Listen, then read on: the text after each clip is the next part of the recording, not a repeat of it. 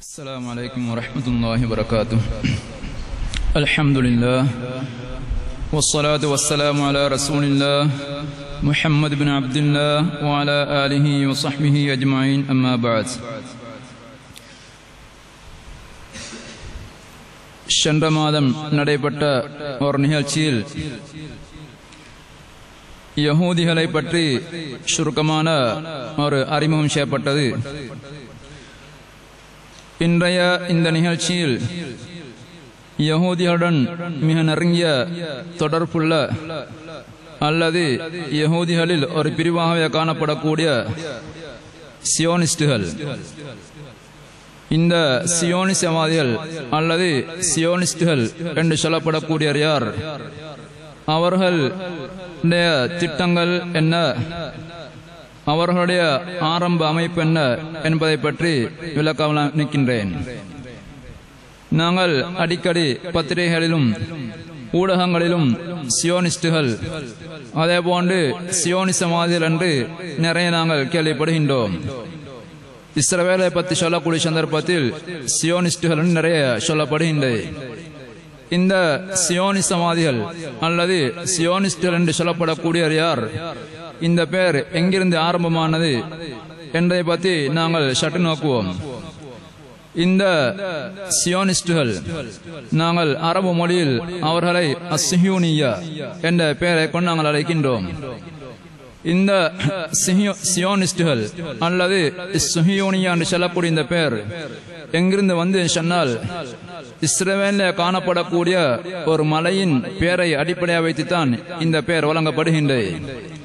இஸ்ரவேலில் காணப்படக்கூடிய ஒரு மலை, அதாவது சுஹியூன் என்று சொல்லக்கூடிய ஒரு மலைக்கு சேர்த்துத்தான் சியோனிசம் என்ற பெயர் அங்கே வந்திருக்கின்றது. யஹூதிகள் கருதுகின்றார்கள், தாவூத் அலைஹிஸ்ஸலாம் அவர்கள் ஹெப்ரோன் என்று சொல்லக்கூடிய நகரம், அதாவது ஹேப்ரன் என்று சொல்வார்கள், அல்லது இன்று மதீனத்துல் ஹலீல் என்ற பெயரை கொண்டு அழைக்கப்படக்கூடிய அந்த ஹெப்ரோன் என்று சொல்லக்கூடிய நகரத்திலிருந்து மஸ்ஜித் அக்ஸாவை கட்டுமுகமாக அவர்கள் சுஹியூன் என்ற மலையில் வந்து அங்கே தனக்கு ஒரு மாளிகை அமைத்து அங்கிருந்து தான் அவர்கள் அந்த மஸ்ஜித் அக்ஸாவை கட்ட ஆரம்பித்தார்கள். எனவே அந்த யஹூதிகள் இன்று திருப்பிப்படுத்தி சொல்கின்றார்கள், அவர்கள் கெட்ட ஆரம்பித்தது இன்று காணப்படக்கூடிய மஸ்ஜித் அக்ஸா அல்ல. அவர்கள் இன்றும் சொல்கின்றார்கள், இன்று காணப்படக்கூடிய மஸ்ஜித் அக்ஸாவுக்கு கீழால் ஹைக்கல் சுலைமான் என்று சொல்லப்படக்கூடிய ஒரு விசேஷமான அந்த யஹூதிகளுடைய முக்கிய மத நிறுவனம் அல்லது பள்ளி போன்ற ஒன்று அங்கே புதைந்திருக்கின்றது. எனவே அவர்கள் புதைப்பொருள் ஆராய்ச்சி அல்ல தொல்பொருள் ஆராய்ச்சி என்ற பெயரில் வேண்டுமென்றே அவர்கள் இந்த மஸ்ஜித் அக்ஸாவை தாழ்த்தி விடுவதற்காக வேண்டி அந்த மஸ்ஜித் அக்ஸாவுடைய எல்லைகளை தோண்டுகின்றார்கள். அவர்கள் சொல்கின்றார்கள், எங்களுடைய ஹைக்கல் சுலைமான் என்று சொல்லப்படக்கூடிய முக்கியமான கோயில் அங்கே புதைந்திருக்கின்றது, அதை நாங்கள் மீட்டெடுக்க வேண்டும் என்ற பெயரை சொல்லி அவர்கள் தோண்ட முயற்சிக்கின்றார்கள். அவர்கள் சொல்கின்றார்கள், தாவூத் அலைஹிஸ்ஸலாம் அவர்கள் தான் அந்த ஹைக்கல் சுலைமான் என்ற சொல்லக்கூடிய அதை கட்ட ஆரம்பித்தார்கள். சுலைமான் அலைஹிஸ்ஸலாம் அவர்கள் தான் அதை பூர்த்தியாக்கினார்கள். எனவே நாங்கள் அறிந்த வரையில் ஹைக்கல் சுலைமான் என்று சொல்லக்கூடிய ஒன்று தனியாக இல்லை. அல்லாஹ் சுப்ஹானஹு வ தஆலா தாவூத் அலைஹிஸ்ஸலாம் அவர்களுக்கு அங்கே மஸ்ஜித் அக்ஸாவை தான் கட்டும்படி பண்ணித்தான். அவர்கள் அஸ்திவாரம் இட ஆரம்பத்திலேயே அவர்கள் மரணித்து விடுகின்றார்கள். அந்த மஸ்ஜித் அக்ஸாவை சுலைமான் அலைஹிஸ்ஸலாம் அவர்கள் தான் அங்கே பூர்ணப்படுத்துகின்றார்கள். எனவே இந்த யகூதிகள் கருதுகின்றார்கள் சிஹியூன் என்று சொல்லக்கூடிய அந்த மலையிலிருந்து அவர்கள் யகூதிகளுக்கு குறிப்பான வணக்க ஸ்தலங்களை உருவாக்கி அங்கே யகூதியர் ஆட்சியை உருவாக்க வேண்டித்தான் தாவூத் அலைஹிஸ்ஸலாம் அவர்கள் திட்டமிட்டார்கள். எனவே இந்த முழு உலகத்துக்கும் அவர் யூத ஆட்சியை உருவாக்க வேண்டும் என்று திட்டமிடக்கூடிய இந்த யகூதிகள் அந்த சிஹியூன் என்று சொல்லக்கூடிய அந்த மலையின் பேரை அடிப்படையாக வைத்துத்தான் அவர்கள் சியோனிஸ்டுகள் என்று அல்ல சியோனிஸ்ட் இயக்கம் என்று சொல்லக்கூடிய இயக்கத்தை ஆரம்பிக்கின்றார்கள். எனவே இந்த இயக்கம் அதாவது சியோனிசம் என்ற பெயரில் அல்லது சியோனிஸ்டுகள் என்ற பெயரில் கிறிஸ்துக்கு பின்னால் 1880 காலப்பகுதியில் தான் முதன்முறையாக இதை பற்றி அவர்கள் பேசியிருக்கின்றார்கள். சியோனிசம் என்ற பெயரை வைத்து அவர்கள் அந்த காலப்பகுதியில் பேச ஆரம்பித்தாலும் இதில் அவர் சொல்லக்கூடிய கொள்கைகளையும் கருத்துக்களையும் அவர்கள் கிறிஸ்துக்கு முன்னால் காலப்பகுதியிலிருந்து அவர்கள் அதை அமுல்படுத்த ஆரம்பித்திருக்கின்றார்கள். அவர்களுடைய அடிப்படை கொள்கை யூத மார்க்கத்தை தவிர வேற எந்த மார்க்கமும் உலகத்தில் இருக்கக்கூடாது. என யூத மார்க்கத்தைக்கு பாதமாக அமையக்கூடிய எந்த ஒரு நபரையும் அல்ல எந்த ஒரு இயக்கத்தையும் அல்ல எந்த ஒரு மார்க்கத்தையும் நாங்கள் ஒழித்து விட வேண்டும் என்ற திட்டமுடையவர்கள்.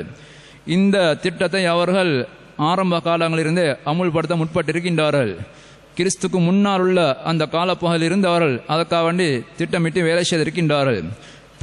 பரம்பரையாக அவரிடத்தில் வரக்கூடிய ஒரு எண்ணம் தான் உலகம் முழுவதும் யூத மார்க்கத்தை உருவாக்க வேண்டும், மற்ற எல்லா மார்க்கங்களும் அழிக்கப்பட வேண்டும் என்ற ஒரு கருத்து அவரிடத்தில் பரம்பரையாக காணப்படுகின்றது.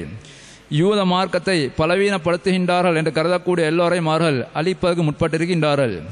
இவர்கள் தொடர்ந்திருந்தால் யூத மார்க்கம் அங்கே இல்லாமலாகிடும் என்று பயப்படக்கூடியவர்களை அவர்கள் கொண்டு அளித்திருக்கின்றார்கள்.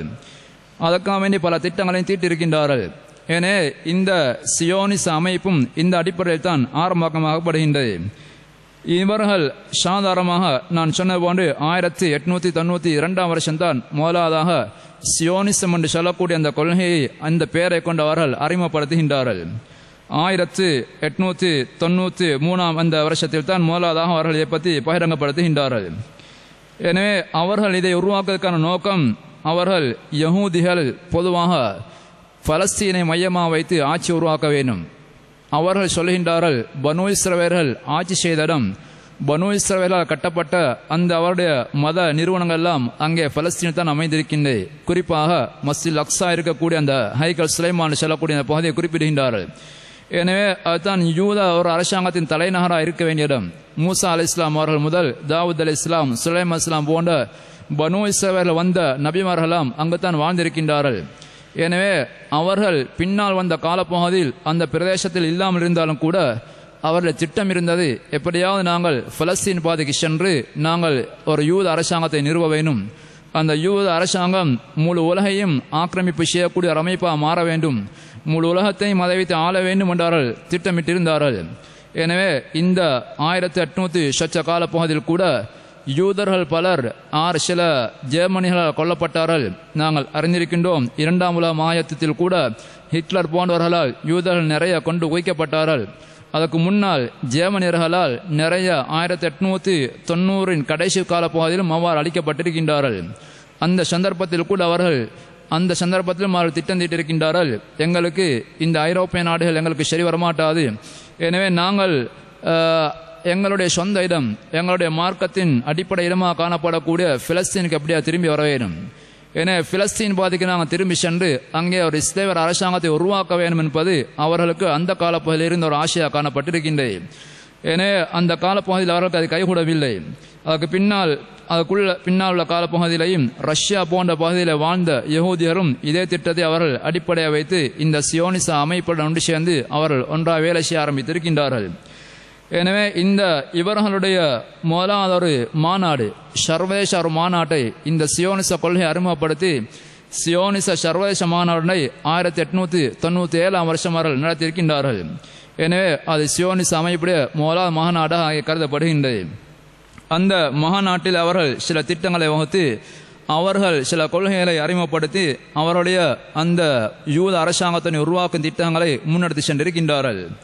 அவர்களுடைய அடிப்படை அம்சங்கள், அதாவது ஆட்சியை உருவாக்குவதற்காக வேண்டி எமது இலக்கை அடைந்து கொள்வதற்காக வேண்டி சில விஷயங்களை நாம் கையாள வேண்டும். எனவே அவர்கள் முதலாவது சில விஷயங்களை தீர்மானித்தார்கள். நாங்கள் எங்கள் இலக்கை அடைவதற்காக வேண்டி அத்தஹ்வீஃப் அல் உன்ஃப், அதாவது நாங்கள் யாரையும் பயங்காட்டி அடக்குமுறை பயன்படுத்தி நாங்கள் ஆட்சியை உருவாக்க முயற்சிக்க வேண்டும். எனவே நாங்கள் சாதாரணமான அமைப்பில் பிரச்சாரம் செய்து ஆட்சி உருவாக்க முடியாது. அதற்காக வேண்டி எங்கள் முடியுமான சக்திகளை பயன்படுத்தி அடக்குமுறையையும் அதே போன்று பயமுறுத்தல் இது போன்ற அம்சங்களை பயன்படுத்தி நாங்கள் ஆட்சிக்கு வர முயற்சிக்க வேண்டும். ஆட்சியனை அடைவதற்காக வேண்டி இவற்றையெல்லாம் கையாள்வது சாதாரணமாக இதெல்லாம் இகழப்படக்கூடிய விஷயங்கள் அல்ல என்று சொல்வார்கள். எனவே இந்த சர்வதேச துறையிலும் கூட சர்வதேச ரீதியாக இந்த அடக்குமுறைகளை பயன்படுத்தி ஆட்சியை அடைய முற்படுவது, அதே போன்று பயமுறுத்தல் மூலமாக தமது இலக்கை அடைய முற்படக்கூடிய அந்த ஒரு கொள்கையை இவர்கள் தான் அறிமுகப்படுத்தியிருக்கின்றார்கள். எனவே இவர்கள் சொல்வார்கள், எந்த ஒரு அநியாயத்தை செய்தாவது எங்கள் இலக்கை நாங்கள் அடைய வேண்டும், அதனால் எத்தனை உயிர்களை கொண்டு குவித்தாவது எங்கள் ஆட்சி உருவாக்கத்தான் எங்களுக்கு முக்கியமானது, அதற்காக நாங்கள் பயமுறுத்தலை செய்யலாம், அதே போன்று அடக்குமுறை கையாளலாம். அடுத்ததாக அவருடைய கொள்கைகள் ஒன்று தான் அவர் சொல்வார்கள், அசியாச நக்கீதத்துல் லில் அஹ்லாக், அரசாங்கம் என்பது அது நல்ல பண்புகள் ஒழுக்க விழுமியங்கள் விட்டும் தேவையற்ற ஒன்று. எனவே ஆட்சியை உருவாக்குவதற்கு பண்புகள் தேவையில்லை, ஒழுக்க விழுமியங்கள் தேவையில்லை. அதை நாங்கள் பேணுவோமா இருந்தால் ஆட்சி கிடைக்க மாட்டாது. எனவே ஒழுக்கத்தை நாங்கள் பார்ப்போமா இருந்தால், மனித உயிர்கள் நாங்கள் அதை மதிக்கப் போவோமா இருந்தால், அதே போன்று சமூகத்தில் நாங்கள் நல்ல முறையில் வாழ வேண்டும் என்று அல்ல நல்ல பழக்க வழக்கங்களை மேற்கொள்ள வேண்டும் நாங்கள் முயற்சிப்போமா இருந்தால் ஆட்சி கிடைக்க மாட்டாது. அவர் சொன்னார்கள், ஆட்சியை நாங்கள் அடைவதற்காக வேண்டி இதையெல்லாம் பயன்படுத்துவது எங்களுக்கு சாதாரண விஷயம்தான். அஹ்லாக்கள் என்று சொல்லப்படக்கூடிய அந்த அம்சம் ஆட்சிக்கு முரணானது. அதை பேணுவோமா இருந்தால் ஆட்சி கிடைக்க மாட்டாது. ஆட்சியை நாங்கள் எடுப்போமா இருந்தால் அஹ்லாக் எங்களுக்கு கிடைக்க மாட்டாது. எனவே நாங்கள் இரண்டில் ஒன்றைத்தான் அடைய வேண்டும். நேர் எதிரான இரண்டு விஷயங்களை ஒருமிக்க எங்களுக்கு அடைய முடியாது. எனவே அவர்கள் தீர்மானித்தார்கள், ஆட்சியும் இந்த பண்புகளும் ஒன்று சேர்த்து வரமாட்டாது. ஆட்சி நாங்கள் கிடைப்பதாய்ந்தால் பண்புகளை விட்டுவிட வேண்டும், அல்ல பண்புகளை நாங்கள் மட்டும் பார்ப்பதாய்ந்தால் ஆட்சி எங்களுக்கு கிடைக்க மாட்டாது. எனவே அவர்கள் தீர்மானித்தார்கள், பண்பா ஆட்சியா, ஆட்சி தான் முக்கியமானது. எனவே எங்கள் பண்புகளை தூக்கி அறிவோம், மனிதாபிமானத்தை நாங்கள் வீசி அறிவோம், எறிந்துவிட்டு நாங்கள் யஹூத ஆட்சியை உருவாக்குவோம் என்று அவர்கள் முடிவு செய்தார்கள். எனவே ஆட்சிக்கும் பண்புகளுக்கும் ஒத்து வர மாட்டாது. எனவே இந்த இவர் அடிப்படையில் தான் பண்பற்ற ஆட்சியாளர்கள், உயிர்களை மதிக்காத அரசியல்வாதியெல்லாம் உருவாவது இவருடைய திட்டங்களிலிருந்து உருவான அம்சங்கள் தான். எனவே ஆரம்ப காலங்களில் நாங்கள் அறிய முடியாத மனித உயிர்களை மதிக்காத அரசியல்வாதிகள் தமது இலக்கை அடைந்து கொள்வதற்காக வேண்டி யாரையும் கொண்டு விட்டு சார் நாங்கள் அடைந்து கொள்வோம் என்று சொல்லக்கூடிய அந்த அரசியல் போக்கெல்லாம் இவர்களுடைய இந்த தூண்டுதல் அடிப்படையில் வந்தவர்கள் தான். எனவே அந்த கலாச்சாரத்தை உலகத்துக்கு முதல் அறிமுகப்படுத்திய இவர்கள் தான். எனவே சிலர் எழுதுகின்றார்கள், அதாவது நாங்கள் எங்களுடைய ஹுலஃபா ராஷிதீன்களில் உமர் அலி தான் கொல்லப்பட்டது, அதே போன்று உஸ்மான் அலி தான் கொல்லப்பட்டது, இவர்களெல்லாம் சதீக்கள் பின்னா கொல்லப்பட்டவர்கள். அபூலுலு சொல்லக்கூடிய ஒருவர் உமர் தான் கொலை செய்கின்றார். எனவே அதில் நிறைய சரித்திராசி எழுதுகின்றார்கள், அது தனிப்பட்ட அவருடைய ஒரு குரோத மனப்பான்மை மட்டுமல்ல, அவருக்கு பின்னால் பெரிய சக்தி இருக்கின்றது, இந்த சியோனிச கொள்கை காரணம் என்று சொல்கின்றார்கள். அதேபோன்று உஸ்மான் தான் கொல்லப்பட்டது அங்கே இப்னு சபா சொல்லக்கூடிய பிரச்சாரத்தின் காரணமாக தான் அது நடந்தது. ஏன்னா இப்னு சபா யூதனாயிருந்து இஸ்லாமிய வேஷம் போட்டு வந்தவன். எனவே இந்த ஆரம்ப கால ஹலீஃபாக்கள் கொல்லப்பட்டதிலிருந்து அவர்களுக்கு விரோதமான அனைவரும் அங்கே கொல்லப்பட்ட வரலாறு நிறைய இருக்கின்றது. அடுத்ததாக அவர் சொன்னார், ஆட்சி அடைவதற்காக வேண்டி நாங்கள் தாராளமாக தந்திரங்கள் செய்யலாம், குப்பாடங்கள் செய்யலாம். எனவே மோசடி செய்வது, ஊழல் செய்வது, அதே போன்று எவ்வளவு மோசமான பண்புகளையும் கையாள்வது அது ஆட்சிக்காக வேண்டி செய்யலாம். எனவே எங்கள் இலக்கு யூத ஆட்சி அடைவது, அதை அடைவதற்காக வேண்டி எவ்வளவு மோசமான பண்புகளையும் நாங்கள் செய்யலாம். அவர்கள் சொன்னார்கள், அஸ்ஸிதுகு மினர் ரதாயில், அதாவது இந்த ஆட்சி அமைக்கக்கூடிய அந்த பாதையில் உண்மை பேசுவது ஒரு இழிவான பண்பு. எனவே ஆட்சிக்காக உண்மை பேச முடியாது. எனவே ஆட்சியாளர்கள் பொறுத்தவரையில் அது சாதாரண ஒரு குடிமகனுக்கு உண்மை பேசுவது நல்ல பண்பாக இருக்கலாம், ஆனால் ஆட்சியாளருக்கு ஒரு இழிவான பண்பு. எனவே உண்மை பேசக்கூடிய ஆட்சியாளர் இருந்தால் அவரால் எதையும் சாதிக்க முடியாது. ஆட்சி பொறுத்தவரையில் அங்கே உண்மையெல்லாம் இருக்கக்கூடாதுன்னு சொல்வார்கள். தெளிவாக அவர் எழுதியிருக்கின்றார்கள், அஸ்ஸிதுகு மினர் ரதாயில், உண்மை என்பது ரதியில், அதாவது இழிவான பண்பு உள்ளது, நல்ல விஷயம் அல்ல என்று சொல்வார்கள். அதனால்தான் நாங்கள் காலங்களில் இந்த இஸ்ரவேல் வந்த ஆட்சியாளரை பற்றி நாங்கள் பார்க்கக்கூடிய சந்தர்ப்பத்தில் எவ்வளோ உடன்படிக்கையை முறித்து விடுவார்கள். எனவே சமாதான பேச்சுவார்த்தை வருவார்கள், சமாதான உடன்படிக்கை முறிக்கக்கூடிய அவர்கள் தான். எனவே அவர்கள் இதனால் எங்களுடைய பண்பு இல்லாமல் போகின்றது, அதில் நாங்கள் மனச்சாட்சி விரோதமாக நடக்கின்றோமே என்றெல்லாம் யோசிக்க மாட்டார்கள். அவருடைய திட்டம் என்ன சொன்னால், ஆட்சிக்காக இதெல்லாம் செய்யலாம். ஏனே எங்களுடைய யூத ஒரு ஆட்சியை உருவாக்கத்தான் எங்களோட முக்கியம், அதற்காக இதெல்லாம் நாங்கள் செய்யலாம் என்று சொல்வார்கள். அடுத்ததாக இந்த கொள்கைகளை அவர் எடுத்துக்கொண்டு இதை ஆட்சியினை நாங்கள் உறுதிப்படுத்துவதற்காக வேண்டி சில விஷயங்களை கையாள முடிவு செஞ்சார்கள். ஒன்று முடிவு செய்தார்கள், எங்களுடைய உலக தலைவர்கள் அனைவர்களையும் எங்கள் செல்வங்களை வாரி வழங்கி எங்கள் கட்டுப்பாட்டு கொண்டு வர வேண்டும். எனவே நாங்கள் முழு உலக தலைவர்களையும் கட்டுப்படுத்தக்கூடியவர்களாக நாங்கள் மாற வேண்டும். எனவே அந்த அடிப்படையில் தான் நாங்கள் பார்க்கின்றோம், இந்த அமெரிக்காவில் பெரும்பான்மையான பெரிய கம்பெனிகள் ஃபேக்டரிகளுக்கு உரிமையாளர்களாக யூதர்கள் இருக்கின்றார்கள். எனவே எந்த ஒரு அமெரிக்க ஆட்சியாளரும் அங்கே தேர்தலுக்கு முன்னுக்காகக்கூடிய சந்தர்ப்பத்தில் அவர் யூதருடைய செல்வாக்கை பெற முற்படுகின்றார். எனவே யூதர்களை அவர் கருத்தில் கொண்டு ஆட்சி செய்கின்றார்கள், யூதர்களை பகைத்துவிடக்கூடாது நினைக்கின்றார்கள். எனவே இந்த அமெரிக்காவில் ஜனாதிபதியை தீர்மானிக்கக்கூடிய சக்தியாக யூதர்கள் மாறியிருக்கின்றார்கள். எனவே அந்த ஆட்சி தலைவர்களை எங்கள் கட்டுப்பாட்டில் கொண்டு வர வேண்டும். அதற்காண்டி நாங்கள் அவருக்கு பணங்களை வாரி வழங்கி, எனவே அப்படிப்பட்ட ஆட்சி தலைவர்கள் எங்களுக்கு கீழாக கொண்டு வர வேண்டும். இரண்டாவதாக முடிச்சதாரர்கள் ஊடகத்துறை எங்கள் கட்டுப்பாட்டில் வர வேண்டும். நாங்கள் ஊடகத்துறை எங்கள் கட்டுப்பாட்டில் எடுக்க வேண்டும். எனவே இன்று சர்வதேசத்தில் அனுமதிக்கப்பட்டு அறியப்பட்டிருக்கக்கூடிய நிறைய இந்த செய்தி நிறுவனங்கள், இந்த செய்தி நிறுவனங்கள்லாம் பெரும்பாலும் யஹூதியர்களுக்கு ஷார்ப்பாக செய்தி வெளியிடக்கூடிய நிறுவனங்கள் தான் காணப்படுகின்றன. எனவே சமீப காலங்களில் கூட இஸ்ரேல் அங்கே காசா பகுதியை தாக்கக்கூடிய சந்தர்ப்பத்திலே நிறைய ஊடகங்களும் அங்கே இஸ்ரேல் சார்பாக தான் பேசினே தவிர அங்கே முஸ்லிம்கள் பாதிக்கப்பட்ட பலஸ்தீன மக்களுக்கு சார்பாக யாரும் குரல் கொடுக்கவில்லை. எனவே சர்வதேச செய்தி ஸ்தாபனங்கள் காணப்படுகின்றன, ராய்ட்டர் நிறுவனமோ அல்ல பிடிஐ போன்ற நிறைய நிறுவனங்கள் காணப்படுகின்றன. இந்த எல்லா செய்தி ஸ்தாபனங்களும் அவங்க கட்டுப்பாடு தான் இருக்கின்றது. எனவே அவர்கள் செய்வதை உலகத்துக்கு சரியாக காட்ட முற்படுவார்கள். அதுக்கு மாற்றமாக முஸ்லிம்களை தான் பயங்கரவாதிகளாக காட்ட முற்படுகின்றார்கள்.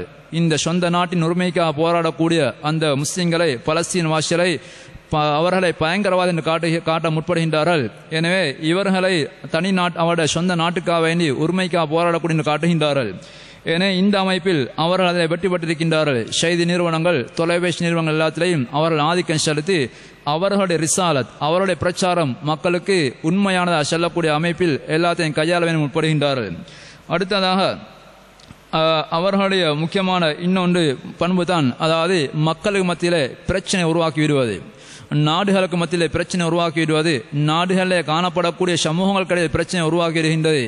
எனவே இதெல்லாம் அவர்களுடைய திட்டங்களாக காணப்படுகின்றது. எனவே நாங்கள் நிறைய பின்தங்கிய நாடுகளில் காணக்கூடிய ஒரு விஷயம்தான், யஹூதிகளுடைய இஸ்ரவேலர்களுடைய அங்கே தூதரகங்கள் காணப்படுமா இருந்தால் அங்கே அதனுடன் சேர்ந்து வருகின்றது மொசாத் என்று சொல்லப்படக்கூடிய அந்த உளவு நிறுவனம்.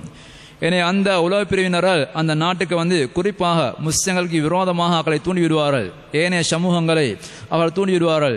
எனவே நாங்கள் எங்களுடைய நாடுகளில் கூட இந்த 1980-90 இடைப்பட்ட காலப்பகுதியில் கிழக்கு மாகாணத்தில் ஏற்பட்ட முஸ்லிம்களுடைய கலவரங்கள், அதாவது தமிழர்களை முஸ்லிம்களுக்கு விரோதமாக தூண்டிவிடுவதில் மொசாத் இயக்கம் பெரிய பங்களிப்பு செய்ததாக அங்கே அறியப்பட்டிருக்கின்றது. எனவே இப்படி இனங்களுக்கிடையில் மோதல் நிலை உருவாக்கி அதனால் அவர்கள் லாபமடைய முற்படுவார்கள். எனவே நாங்கள் அவர்களுடைய உளவு பிரிவில் இருந்த ஒரு மொசாத் நிறுவனத்தை சேர்ந்த ஒருவர் ஒரு அரபு பத்திரிகையில் எழுதுகின்றார், அதாவது மொசாத் நிறுவனம் எவ்வளவுக்கு கட்டித்தனமாக அவர் விஷயங்களை சாதிக்கின்றார் என்றால், அந்த மொசாத் நிறுவனத்தின் இராணுவ பயிற்சி நிலையத்திலே ஒரு பக்கத்தில் இலங்கை குறித்து எழுதுகின்றார். இலங்கையின் புலிகளுக்கு ஒரு பக்கத்தில் பயிற்சி வழங்கிக் கொண்டிருக்கின்றார்கள், அதன் மத்த வாயினூடாக மறுபக்கத்தில் இலங்கை இராணுவத்துக்கு பயிற்சி வழங்குகின்றார்கள். எனவே அவர்கள் இராணுவத்துக்கும் பயிற்சி வழங்கினார்கள், அதே போன்று புலிகளுக்கும் பயிற்சி வழங்குகின்றார்கள்.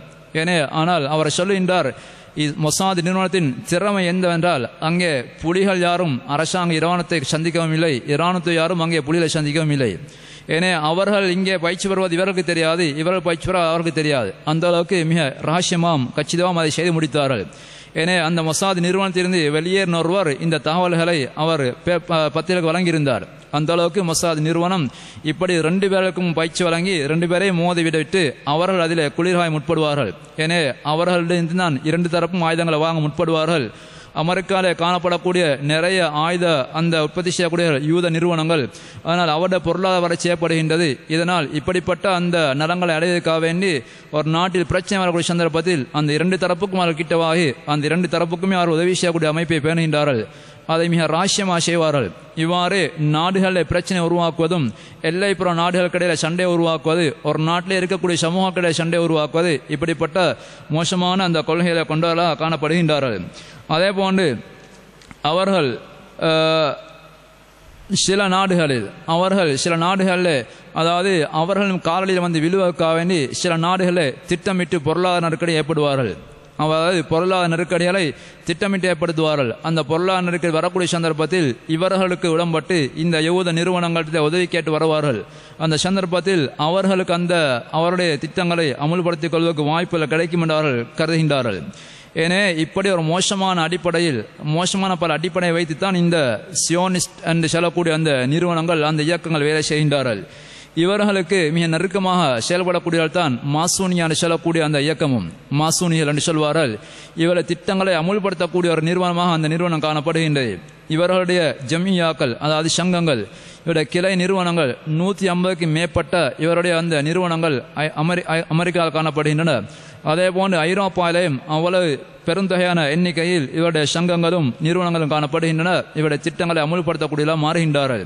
எனவே அவரை சொல்லுகின்றார்கள், நாங்கள் இஸ்ரவேலில் மாத்திரம் யூதர் ஆட்சி உருவாக்குவதில் எங்களுடைய திட்டம். எனவே அவர்கள் சொல்லுகின்றார்கள், எங்களுடைய திட்டம் என்ன சொன்னா இன்னை சொல்வார்கள் கிரேட் இஸ்ரவேல் என்று சொல்வார்கள், பாரிய ஒரு இஸ்ரவேலை உருவாக்குவது. எனவே சாதாரண இஸ்ரவேல் அல்ல, ஆரம்பத்தில் எங்களுடைய நாட்டிலே நாங்கள் பலஸ்தீன தனியொரு இஸ்ரவேல் உருவாக்கி இருக்கின்றோம். அதுக்கு பின்னால் மத்திய கிழக்கு முழுவதையும் ஆட்சி செய்யக்கூடிய ஒரு இஸ்ரவேலை நாங்கள் உருவாக்க வேண்டும். அந்த மத்திய கிழக்கிலிருந்து முழு உலகுக்குமே வியாபித்து செல்லக்கூடிய ஒரு பாரிய ஒரு இஸ்ரவேல் அரசாங்கம் உருவாக வேண்டும் என்பதுதான் எங்களுடைய திட்டம் என அவர் சொல்கின்றார்கள். எனவே அவர் சொன்னது போன்று அந்த திட்டம் நிறைவேறுமா இருந்தால் உலகத்தில் இருக்கக்கூடிய ஒரே ஒரு மார்க்கம் யூத மார்க்கமாக தான் காணப்படும் சொல்வார்கள். எனவே மற்ற எந்த மார்க்கத்தை நாங்கள் பின்பற்ற இடமளிக்க மாட்டோம். எங்களுடைய அரசியல் செல்வாக்கையும் அரசியல் அதிகாரங்களை பயன்படுத்தி மற்ற எல்லா மார்க்கத்தையும் நாங்கள் அழித்து விடுவோம். எனவே எங்களிடத்தில் ஏற்றுக்கொள்ளப்பட்ட ஒரே ஒரு மார்க்கம் நாங்கள் யூத மார்க்கம் தான். அந்த யூத மார்க்கம் ஒன்றேன்னு மாத்திரம் உலகில் காணப்பட வேணும், மற்ற எல்லா மார்க்கங்களும் அழிந்துவிட வேணும் என்று அவர்கள் சொல்கின்றார்கள். எனவே இந்த சியோனிஸ் அமைப்பின் முக்கியமான 2 குறிக்கோள்கள் தான் முழு உலகத்தையும் ஆட்சியாக ஒரு யூத அரசாங்கம் உருவாக வேணும். அடுத்ததாக முழு உலகத்திலேயும் அவங்களோட தோராத் மார்க்கம் அந்த யூத மார்க்கம் தான் அங்கே இருக்க வேணும். இந்த 2ஐயும் தவிர வேறு எந்த அரசாங்கமோ அல்லது வேறு எந்த மார்க்கமோ இருக்கக்கூடாது என்று தான் அவருடைய திட்டமாக காணப்படுகின்றது. எனவே இதற்காக வேண்டி அவர்கள் வேண்டிய அதாவது பொருளாதார ரீதியாக அதே போன்று எந்த அளவுக்கு துரோகங்கள் செய்வதோ அல்லது குஃபாடங்கள் செய்வது, தந்திரங்கள் செய்வது, சூழ்ச்சியல் இதெல்லாம் அவருக்கு சொல்வார்கள். ஆட்சியில பாதையில் இதெல்லாம் சாதாரண விஷயங்கள் தான். எனவே நான் ஆரம்பத்தில் சொன்ன போன்று அவர் சொல்வார்கள், இந்த அதாவது ஆட்சியும் அஹ்லாக்களும் இந்த 2 துருவங்களை போன்று 2 இணைய முடியாது. எனவே 2ஐயும் ஒன்று வைக்க முடியாது. எனவே ஆட்சி இருந்தால் அஹ்லாக் இருக்க தேலாது, அஹ்லாக் இருந்தால் ஆட்சி இருக்க தேலாது. எனவே எங்களுக்கு ஆட்சி தான் தேவை, ஆனால் அஹ்லாக் தேவையில்லைன்னு சொல்வார்கள். அதனால தான் இவ்வளவு கேவலமான வேலைகளையும் அவர்கள் பயப்படமாக செய்யக்கூடிய ஒரு நிலைமையில் இந்த யூதர்கள் காணப்படுகிறார்கள் என்பதை நாங்கள் அறிந்திருக்கின்றோம். எனவே இன்னும் இவர்களை பற்றி சில தகவல் இருக்கின்றன. இன்ஷா அல்லாஹ் அடுத்து வரக்கூடிய இன்னொரு சந்தர்ப்பத்தில் அவர்களை பற்றி நான் சொல்வோம் என்று சொல்லி கூறி முடித்துக் கொள்கின்றேன். வாஹிரு தஅவானா அல்ஹம்துலில்லாஹி ரப்பில் ஆலமீன். வஸ்ஸலாமு அலைக்கும் வரஹ்மத்துல்லாஹி வபரகாத்துஹு. சுப்ஹானக்கல்லாஹி வபிஹம்திஹி அஷ்ஹது அன் லா இலாஹா இல்லா அன்த அஸ்தக்ஃபிருக. அஸ்ஸலாமு அலைக்கும்.